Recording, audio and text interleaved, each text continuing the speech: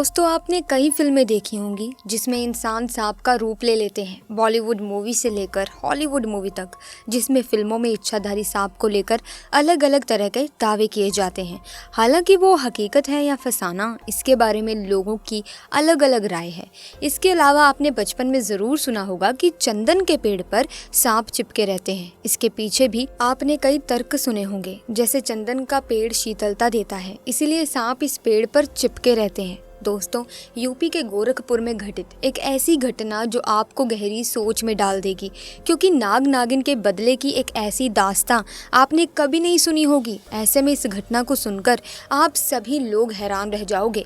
यदि आप भी भगवान शिव के भक्त हैं तो कमेंट बॉक्स में हर हर महादेव ज़रूर लिखें, ताकि भगवान शिव की कृपा आप पर और आपके परिवार पर सदैव बनी रहे। प्रिय दर्शकों, एक बार यूपी के गोरखपुर इलाके में एक नाग नागिन का जोड़ा सोमवार के दिन महादेव के मंदिर की तरफ जा रहा था। नाग सड़क पार कर रहा था तो वहीं नागिन सड़क के किनारे बैठ गई, मानो जैसे कि वो थक गई हो। तभी दोस्तों एक तेज रफ्तार में ट्रक आया और उस नाग को कुचलकर चला गया। नागिन ये पूरी घटना अपनी आंखों से देखती रह गई। जैसे ही ट्रक वहां से गुजरा और नागिन ने अपने नाग को ऐसी हालत में देखा तो नागिन तेजी से भागती हुई नाग के शरीर के पास आकर बैठ गई और अपना सर सड़क पर पटकने लगी। ऐसा लग रहा था जैसे वो अपने नाग की मौत पर रो रही हो। दरअसल दोस्तों गर्मियों का मौसम था और उस दिन भीषण गर्मी पड़ रही थी। ऐसे में तपती धूप के कारण नागिन के सड़क पर सिर पटकने की वजह से वो बेहोश हो गई। ऐसे में वहां मौजूद लोगों ने उसके ऊपर पानी डाला तो वो फिर से होश में आ गई, लेकिन वो अपने नाग को देखकर बहुत गुस्से से आग बबूला हो गई और जोर जोर से फुफकारने लगी। और उस नागिन का प्रकोप देखकर ऐसा लग रहा था कि वो नागिन अपने नाग की मौत की वजह से सदमे में आ गई है और अब वो किसी को भी जिंदा नहीं छोड़ेगी। दोस्तों ऐसे में नागिन का इस तरीके से गुस्सा करना सही भी है, क्योंकि नाग नागिन का प्रेम एक दूसरे के लिए बहुत टूट होता है।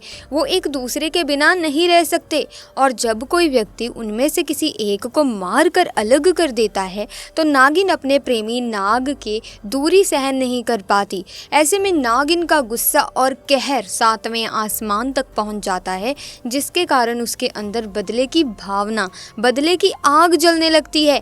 ऐसे में या तो नागिन खुद अपने प्रेमी नाग के वियोग में दम तोड़ देती है या फिर इंसान को मारकर बदला लेती है। दोस्तों नागिन बहुत दुखी थी। तकरीबन 2 घंटे तक लोगों की भीड़ की तरफ यूं ही देखती रही, लेकिन अपने नाग के शरीर से दूर नहीं गई। वहां मौजूद लोगों ने उसके शरीर को उठाकर कहीं दूर रखने का फैसला लिया, लेकिन किसी को भी उसके नज़दीक आने नहीं दे रही थी। इसके बाद नागिन फिर से अपने नाग के शरीर से लिपट गई। नाग की मृत्यु की वजह से सड़क पर काफ़ी जाम हो गया और लोगों का जमावड़ा लग गया, जो शाम तक काफ़ी ज़्यादा बढ़ चुका था। रात के समय उसने भी रोते हुए अपने प्राण अपने नाग के शरीर से लिपट कर दे दिए। तो इसके बाद वहाँ मौजूद लोगों ने उस नाग नागिन के जोड़े को दूर एक जंगल में एक साथ दफन कर दिया। माना जाता है कि उनके प्रेम को देखकर आज भी लोग उन्हें याद करते हैं। हालांकि नाग नागिन की ये घटना काफी भावुक है, जिसको लोग आज भी नहीं भूल पाए हैं।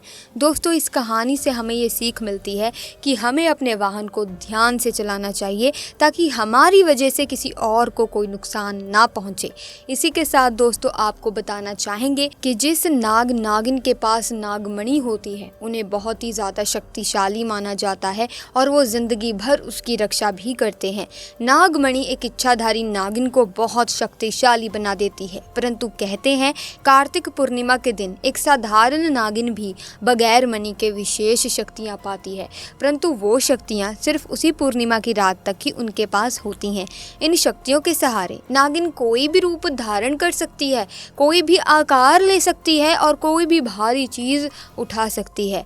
ऐसे में दोस्तों क्या हुआ जब अपने नाग की हत्या का बदला लेने के लिए एक इच्छाधारी नागिन ने करी फिर से सारी हदें पार। ये घटना जानकर भी आपके रोंगटे खड़े होने वाले हैं। इसीलिए वीडियो में अभी से आगे बढ़ने से पहले कमेंट सेक्शन में जय नाग देवता अवश्य लिखें। दोस्तों राजस्थान के एक छोटे से गांव चांदपुर में खेत के समीप ही एक कुएं में इच्छाधारी नाग नागिन का जोड़ा रहा करता था। एक रात्रि की बात है जब नागिन अपना रूप बदलकर चांदपुर गांव में यूं ही भ्रमण के लिए निकली थी और कुएं के पास उस समय इच्छाधारी नाग सो रहा था। उस समय वहां बड़ा ही अंधेरा था। दीप और जय नाम के दो व्यक्ति अपना सारा काम निपटाकर उसी कुएं से पास से अपने ट्रक से गुजर रहे थे। ऐसे में अंधेरे में भूलवश आकाश को पता नहीं लगा और ट्रक से उस इच्छाधारी सांप के फन को कुचल दिया। इसके बाद जैसे ही नाग ट्रक के नीचे आया, उन्होंने ट्रक रोक कर देखा तो उन्हें ज्ञात हुआ कि उन्होंने एक नाग की हत्या कर दी है। जब दोनों को पता चला कि ये कोई साधारण नाग नहीं अपितु इच्छाधारी नाग है, तो उन्होंने उसे उठाकर पास स्थित कुएं में फेंक दिया और वहां से भाग निकले। इधर जब इच्छाधारी नागिन वापस कुएं के पास लौट कर आई तो अपने मृत नाग को कुएं में देख करके वो बेसुध हो गई। उस नाग की आंखों में उसने कातिलों को देख लिया था। उसके दिमाग में बस एक ही शब्द चल रहा था, बदला। उसने उसी समय प्रण लिया कि जिसने भी मेरे नाग की हत्या की है, मैं उन दोनों इंसानों को इसी कुएं के अंदर ही मारूंगी। ऐसे में उसने बहुत सालों तक उसी कुएं में रहकर अपने नाग के कातिलों का इंतजार किया, परंतु दीप और जय ने उस घटना के बाद से उस स्थान से निकलना ही बंद कर दिया था। परंतु इच्छाधारी नागिन अपने नाग की हत्या का बदला लेने के लिए बहुत ही ज्यादा तड़प रही थी। उसके सब्र का बांध अब टूट चुका था और उसने निश्चय किया कि अब मैं गांव में जाकर ही उन दोनों हथियारों से बदला लूंगी। उसने एक बहुत ही सुंदर कन्या का रूप बनाया और भेष बदलकर वो चांदपुर गांव में पहुंची। पूरे गांव में उसने नाग की आंखों में देखे उन दोनों कातिलों को बहुत ढूंढना चाहा, पर वो कहीं नहीं मिले। परंतु रात्रि के समय दीप और जय पुनः अपने काम से घर लौट रहे थे। आज वो दोनों पैदल ही वापस आ रहे थे कि तभी उन पर इच्छाधारी नागिन की नजर पड़ गई। उस समय उसने बहुत ही सुंदर कन्या का रूप धारण कर रखा था। ऐसे में वो दीप और जय को अपनी सुंदरता से लुभाने लगी। वो दोनों भी उसकी सुंदरता पर मोहित हो चुके थे। ऐसे में उस लड़की ने कहा कि आओ मैं तुम्हें स्वर्ग की सैर करवाती हूँ। वो दोनों भी बेसुध हो गए और उसके पीछे पीछे जाने लगे।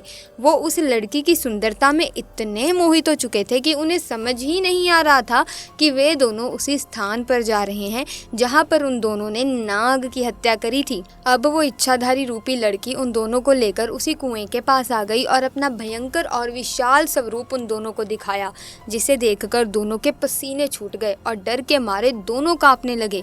इच्छाधारी नागिन ने उन्हें अपना पक्ष रखने का भी मौका नहीं दिया कि भूलवश उनसे नाग की हत्या हुई थी और डस डस कर कुएं के पास ही दीप और जय दोनों को मारकर अपने नाग की हत्या का बदला लिया और अपने प्राण अनुसार दोनों के शव को उसने उसी कुएं में फेंक दिया जिस कुएं में इन दोनों ने उसके नाग के शव को फेंका था, और वो पुनः उस कुएं के आसपास ही रहने लगी। दोस्तों, आप भी इस बात का विशेष ध्यान रखिएगा कि किसी भी प्रकार से जाने अनजाने में आप किसी भी सांप या नाग नागिन को चोट ना पहुंचाएं, क्योंकि हमारी एक गलती हमारे ऊपर बहुत भारी पड़ सकती है। नाग हो या नागिन, ये सभी महादेव के गहने हैं। हमारा कार्य है कि जिस तरह हम महादेव की भक्ति करते हैं उन्हीं के साथ हम इनकी भी पूजा अर्चना करें, ना कि इन्हें चोट पहुंचाएं। इसी के साथ आप जब भी भगवान शिव की पूजा करें तो साथ में इन नाग नागिन की भी पूजा करें।